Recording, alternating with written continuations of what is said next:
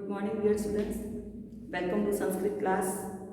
Today we learn chapter 20, Tatheva Tishtati, as it is remained. We know that there are many fruits and banana, mango, grapes, and many people different taste. Some like mango, some likes orange, and difference where fruits are shape, taste are also different, but they also are different importance in our life. In that chapter, different chapters and different author slokas are also different, and they are important in Sanskrit. So today first sloka has been taken from Basasya Karnabharam. We know that Bas created 13 plays and more than created Mahabharata in basis concept. So first कर्णभारम, जैसे कि हम जानते हैं कि कर्ण महाभारत का ऐसा करुण पात्र है जिसे जिन्होंने कभी खुशी के दो पल नहीं देखे, सभी जगह उसका इग्नोर उनका होता रहता है। तो यह जो फर्स्ट जो श्लोका है वो कहाँ से किस तरह से लिया गया, उसकी जो पूर्व भूमिका है, उसका जो कथानक है वो हम पहले समझेंगे। फर्स्ट ऑफ की देखते हैं यह श्लोक कौन किसको कहता है। तो बास जो है वह शल्यराज को यह श्लोक कहते हैं। तो शल्यराज, प्लीज शल्यराज, तो जैसे कि हम जानते हैं कि पांडु की दो पत्नियां थी, कुंती और माद्री। तो माद्री के जो भाई हैं उसके ब्रदर हैं शल्यराज, इन शॉर्ट नकुल और सहदेव के मैटरनल अंकल। तो फिर वह कर्ण के पास क्यों है? महाभारत के युद्ध में शल्यराज कर्ण के सारथी बने हुए थे। तो यहाँ पे हम देखेंगे कि कर्ण किसके पुत्र हैं, कैसे उसकी उत्पत्ति हुई, उसकी कथा हम पहले देख लेंगे। आगे के लेक्चर में मैंने थोड़ा उसके बारे में डिस्कशन किया है कि जब कुंती शादी से पहले अपने पिता के घर में थी तब उनके भवन में बहुत क्रोधी ऐसे दुर्वासा मुनि का आगमन हुआ था। तो दुर्वासा का नाम सुनते ही हमको पता है सभी ऋषियों में बहुत क्रोधी ऋषि हैं, कभी भी वो श्राप दे सकते हैं। तो कुंती ने उनका बहुत अच्छी तरह से प्रेम भाव से आतिथ्य सत्कार किया, उनकी सेवा की, और उनकी सेवा से प्रसन्न होकर दुर्वासा ने कुंती को 5 गॉड्स के मंत्र दिए थे, और उन 5 गॉड्स के मंत्र से 4 मंत्र से कुंती ने शादी के बाद जब पांडु की कोई संतान नहीं थी, उसको पांडु रोग हुआ था और श्राप भी मिला था, तब उन्होंने पांडवों की उत्पत्ति की थी। पर सबसे पहले जैसे कि हमें पता है कि अगर हमारे पास कोई बर्थडे गिफ्ट लेके आता है, कुछ गिफ्ट हमको देता है और उस पर गिफ्ट पेपर रैप किया होता है, तो उनको एक्साइटमेंट होती है कि इसमें क्या होगा। तो उसी तरह कुंती को भी एक्साइटमेंट थी कि ये जो मंत्र मुझे मुनि देके गए हैं क्या वह सच है, तो मैं टेस्ट करके देखती हूँ, उसको चेक करके देखती हूँ। तो वह उसका टेस्ट करने के लिए, चेक करने के लिए सबसे पहला मंत्र जो सूर्य का था, तो वह सूर्य का मंत्र बोलती है। सूर्य जो है गॉड सूर्य वो प्रकट होते हैं, कुंती को पूछते हैं कि मेरा स्मरण क्यों किया। तो जैसे हम भी ऐसे बोला, नहीं बस ऐसे ही मैं देखना चाहती थी कि ये सच है कि नहीं, आप आते हो कि नहीं।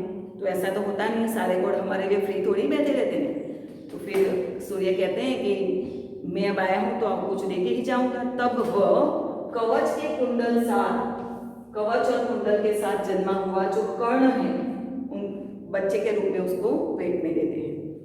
महाभारत के युग में भी कुंवारी माता का होना एक निंदनीय कार्य था। समाज में क्या कहूंगी, इससे क्या बोलूंगी, बस सबको एक्सप्लेनेशन तो देते नहीं फिरेंगे। तो फिर इस डर से, समाज के डर से कुंती ने कर्ण का त्याग किया। हमें पता है कि कर्ण को नदी में बहा देने के बाद वह कर्ण धृतराष्ट्र के सारथी अधिरथ को प्राप्त हुआ। उसकी कोई संतान नहीं थी, तो उसका लालन पालन और पोषण मतलब वो बड़ा वहीं पे हुआ। अब समयांतर पर जब कुंती का विवाह पांडु से हुआ और जब उनकी कोई संतान नहीं थी, वह वन गमन के लिए गए थे, उनको पांडु रोग भी हुआ था, ऋषि का शाप भी मिला था।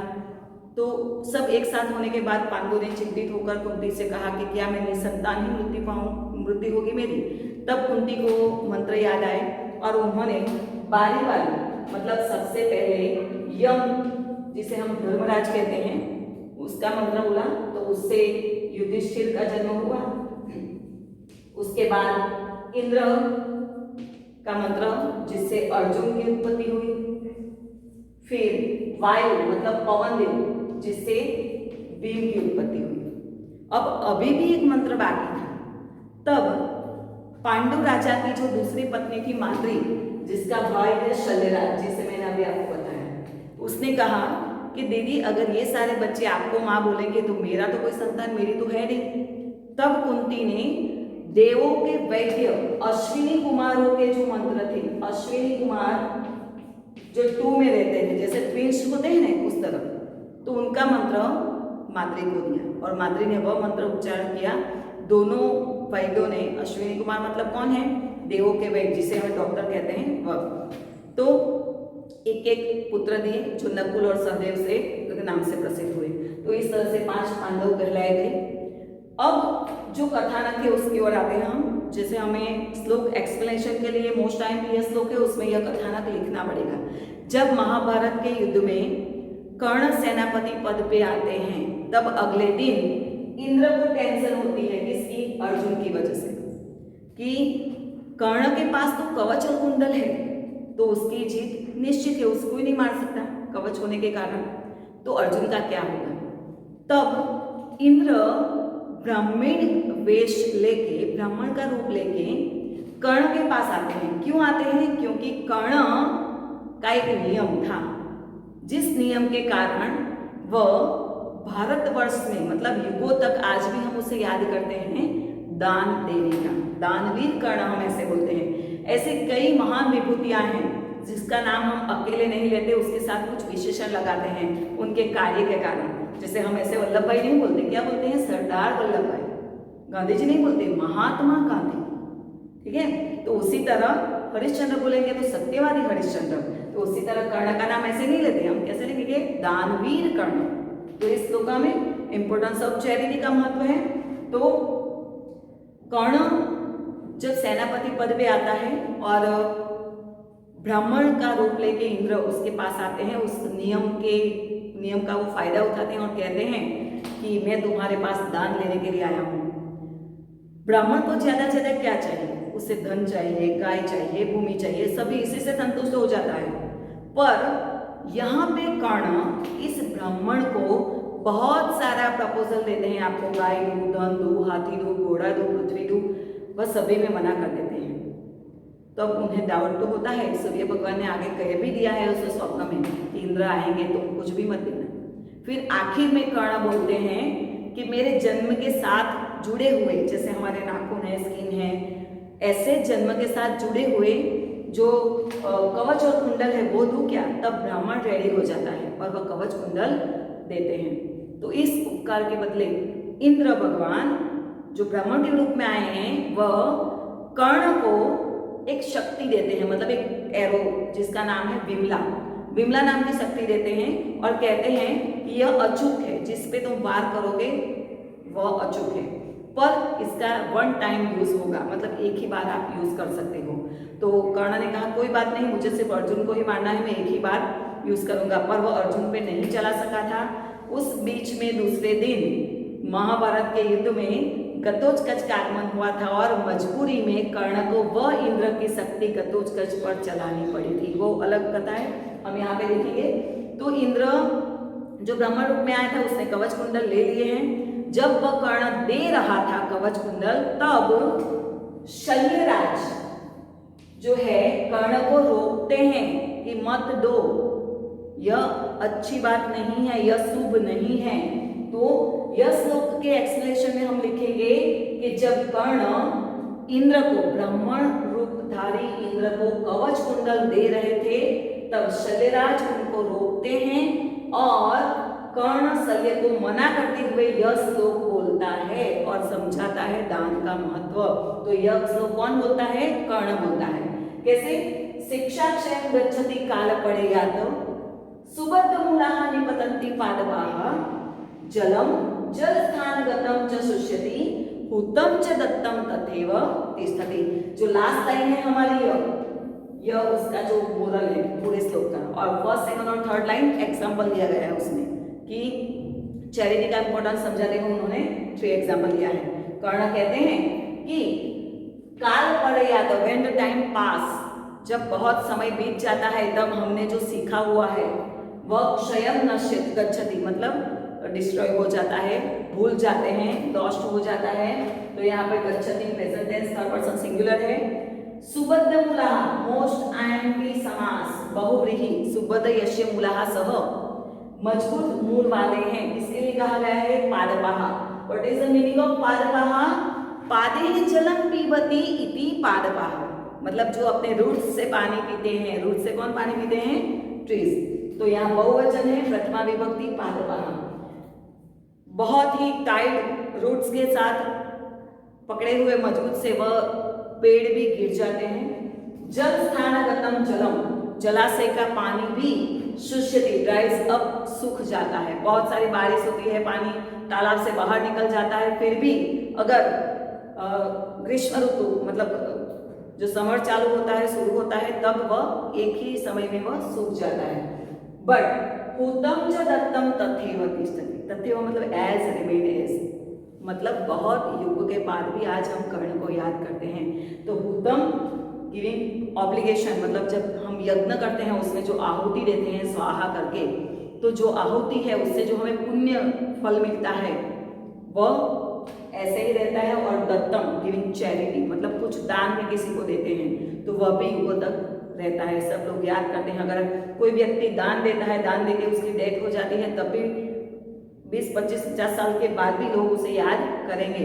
तो चैरिटी का इंपॉर्टेंस समझाते हुए कर्ण शल्यराज को यह कहता है कि जैसे फॉर एग्जाम्पल एक मैं और देना चाहूंगी कि सीता का जब विवाह हुआ तब दशरथ, राम के पिता दशरथ और सीता के पिता जनक, तो जनक दशरथ राजा के पैर में गिरते हैं और कहते हैं कि अगर हमारी कोई भूल हो गई हो तो हमें माफ करिए। तब दशरथ ने बहुत अच्छी बात की थी कि आप देने वाले हो, याचक तो मैं हूं। दशरथ कहते हैं मैं याचक हूं, मैं भिक्षुक हूं, तो मुझे आपके पैर में गिरना चाहिए। ठीक है, अगर हमारे घर में कोई भिक्षुक आता है तो आप दान में देके उसके पैर में गिरते हो कि अच्छा कृपा की आप कुछ हमारे घर पे लेने आए, ऐसा नहीं करते। तो जनक राजा क्या दे रहे हैं? दान में अपनी कन्या दे रहे हैं। तो देने वाले का हाथ कैसे रहता है? ऊपर रहता है, लेने वाले का नीचे रहता है। बारिश होती है तो बादल का स्थान ऊपर है, बारिश का पानी जो गिरता है समुद्र का स्थान नीचे है। तो यहाँ पे दान की महिमा दी गई है। तो इसका ट्रांसलेशन अब हम देखेंगे। शिक्षा क्षयं गच्छति काल पडेयात्, तो काल पडेयात् मतलब क्या होता है? passage time, whatever is learned, शिक्षा is lost, क्षयं गच्छति is lost. सुबद्धमूलाः निपतन्ति पादपाः, the having roots, सुबद्धमूलाः, the having strong roots fall down, and Jalam जलस्थानगतम, water lying the reservoir dries up, शुष्यति dries up, हुतं च दत्तं तथैव तिष्ठति, whatever is offered as oblation into fire and whatever is given in charity remain as it is. ये सारे ऐसे के ऐसे रहते हैं। और सेकंड देखेंगे। सेकंड में है पुराण रीति बहुभूति, कालिदास रचित मालविकाग्निमित्रम में से लिया गया है। यह श्लोक 62 से कर्ण 12 में से, यह हमें याद रखना पड़ेगा बिकॉज सेक्शन ही हमारा पेपर स्टाइल है, उसमें कृति और कर्ता का जो मैच ऑफ फॉलोइंग आएगा उसमें यह पूछा जाएगा, मोस्ट टाइम भी है। तो अलग अलग सारी कृति को हमें नाम याद रखना है। अब यहाँ पे एक और बात याद रखनी है, भास की एक और कृति है, लेक्शन 4 में हमने पढ़ा है, जनार्दनस्य पश्चिम संदेश भाष्य दूत गतोजगत, तो उसको भी याद रखना है। वलेशन है और यहाँ पे श्लोक है। ठीक है, अब देखेंगे पुराण इति एव न साधु सर्वम न जाति काव्यम नवमीति अवंद्यम संतमः परीक्षांतर भजन्ते मूढ़ः पर प्रत्यनेय बुद्धि। Difference of old and new. जैसे कहा जाता है ओल्ड इज गोल्ड, जो पुराना है वो अच्छा है, हर जगह पे ऐसा नहीं होता है। और न्यू इज बैड, बहुत ये नया है तो पहले जैसा नहीं है। जैसे कि कोई गोल्ड की खरीदी करने जाते हैं तो जो ओल्ड हमारे घर में पीपल होते हैं, मतलब दादा दादी या होते हैं, तो वो क्या बोलेंगे, अरे ये पहले जैसा सोना नहीं है, पहले तो कितना अच्छा था, अभी तो देखो पूरी शाइनिंग है, ऐसा है। तो ठीक है, उनकी बात अच्छी है, पर हर जगह पे यह सही नहीं है। पुराना मतलब ओल्ड, यहाँ पे संधि है पुराना प्लस इति प्लस एव, संधि देखेंगे पुराना प्लस इति प्लस एव। साधु सर्वम, साधु का मतलब होता है गुड। न चा अपि, उसका होगा च प्लस अपि। काव्यम नवम इति अवंद्य, मोस्ट टाइम की संधि है यह, नवम मतलब न्यू प्लस इति प्लस अवध्यम, अवध्यम का मतलब होता है फॉल्ट, और यह नकारवाचक आएगा तो फ्री फ्रॉम फॉल्ट। संतह का मतलब होता है गुड पीपल, परेशान आफ्टर टेस्टिंग, भजनते प्रेजेंट टेंस है, थर्ड पर्सन का प्लूरल, मतलब अन्य पुरुष बहुवचन है, ते इत्यादि आत्मनेपद का रूप है। वचनते का मतलब होता है एक्सेप्टेड। मूढ़ पुलिस पर्सन, और प्रत्यय अदर ओपिनियन, बुद्धि मतलब इंटेलेक्ट, जब बुद्धि खुद की नहीं चलती तो दूसरे का ओपिनियन हम लेते हैं और उनकी राय के हिसाब से हम चलते हैं। तो यहाँ पे क्या समझाया गया है कि old is gold, old is fine, good, हर जगह पे। All is not good only because it is old, सभी जगह पे पुराना है वो सही है ऐसा होता नहीं है। सिमिलरली पोएटिकल वर्क काव्यम is not free from fault only because it is new, उसमें फॉल्ट होगा ही, फॉल्ट के बिना का होगा या नहीं होगा ऐसा हम नहीं सोच सकते क्योंकि वह नया है, ऐसा नहीं हो सकता। संतः परीक्षांतर, good people accept either of two after testing. परीक्षांतर भजनते कि हमें ओल्ड लेना है या न्यू लेना है। लाइक मुझे टू व्हीलर लेना है, बाइक लेनी है या कुछ व्हीकल कोई लेना है, तो सबसे पहले मैं सोचूंगी कि मुझे क्या लेना है, ओल्ड लेना है या न्यू लेना है। मैं सबसे पहले क्या सोचूंगी, मेरे पास बजट कितना है, और कोई ऐसा व्हीकल मिल जाए जो ओल्ड है, उसका स्पेयर पार्ट, उसकी मशीनरी, उसकी बॉडी अच्छी है और कम प्राइस में मिलता है तो मैं ले लेती हूँ, शायद वो अच्छा भी निकल जाए। पर अगर मेरा थिंकिंग ऐसा है कि नहीं, ओल्ड में तो बहुत खर्चा होगा, बिगड़ जाएगा, तो इससे बेहतर है मैं न्यू ले लूँ, तो 10 साल के बाद कुछ खर्चा 10 साल तक चलेगा। ऐसा वह थिंकिंग किसकी होनी चाहिए, खुद की होनी चाहिए। दोनों लो, दोनों देखो, टेस्ट करो, उसके बाद चेक करो कि मुझे यह लेना है कि नहीं। पर कितने सारे पीपल ऐसे होते हैं कि जाते हैं, देखते हैं, पर खुद की राय से नहीं लेते, दूसरे का ओपिनियन लेते हैं, हाँ ये क्या ले लो, तो वो तो खुद की थिंकिंग से लेंगे। लाइक मुझे एक ड्रेस लेना जाना है, मैं अपने फ्रेंड्स को साथ लेके जाती हूँ, दुकानदार बहुत सारे ड्रेस बताता है, मेरी चॉइस है, मुझे पता है मुझे क्या लेना है, मुझे कौन सा कलर पसंद है, फिर भी अगर मैं लेती हूँ तो मैं अपने फ्रेंड्स को पूछूंगी कि ये कैसा है, तो वो क्या बोलेगी, उसको जो कलर पसंद होगा, उसे वो जो अच्छा लगेगा उसकी राय के हिसाब से बोलेगी, नहीं ये नहीं वो लो। तो खुद को क्या लेना है, कैसे लेना है, वो खुद डिसीजन लेना है, डिसाइड करना है। पर जो फुलिश पर्सन है, अ फुलिश पर्सन पर प्रत्यय बुद्धि, intelligent is lead by the opinion of others, दूसरे की बुद्धि से वह चलते हैं, खुद की बुद्धि से नहीं। हाँ सुनो सबकी, करो मन की, सबकी बात सुनो, पर डिसीजन, फाइनल डिसीजन खुद को लेना है, तभी आप खुद पर्सन में आओगे। ठीक है, तो कालिदास की मालविका अपने मित्र में बहुत अच्छी लव स्टोरी है, उसमें से यह लिया गया है। थर्ड देखेंगे, वह भी बहुत अच्छा है, भौभूति रचित उत्तर रामचरित, मतलब जब श्री राम जब लंका विजय प्राप्त करके अयोध्या आते हैं और उसका राज्याभिषेक होता है, उसके बाद की जो कथा है उत्तर रामचरित भौभूति ने लिखी हुई है, उसमें बहुत अच्छा यह श्लोक है, मोस्ट आईएमपी है यह अर्थ विस्तार के लिए, और इसके अंदर जो संधि है वह भी उसको हमें सीखना है, व्यंजन संधि है। ठीक है, देखिए वज्रादपि कठोराणि मृदूनि कुसुमादपि लोकोत्तराणां चेतासि कोनु विघ्नातुमर्हति। सबसे पहले ग्रामर पॉइंट देखेंगे फ्रेंड्स, देखो यहाँ तो वज्रादपि और कुसुमादपि इन दोनों की संधि होगी वज्रात प्लस अपि। ठीक है, सेम उसके जैसे यहाँ पे है कुसुमा तो प्लस अति दोनों की व्यंजन संधि है, त प्रत्यय लगा है, पंचमी विभक्ति है।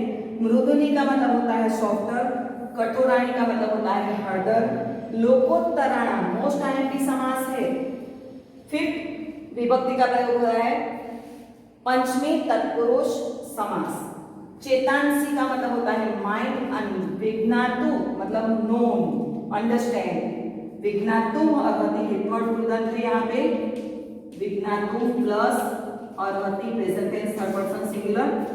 को का संधि होगा कह, ठीक है, इसकी संधि समझ लिया आपने। सबसे पहले देखेंगे वज्र। वज्र किसका वेपन है?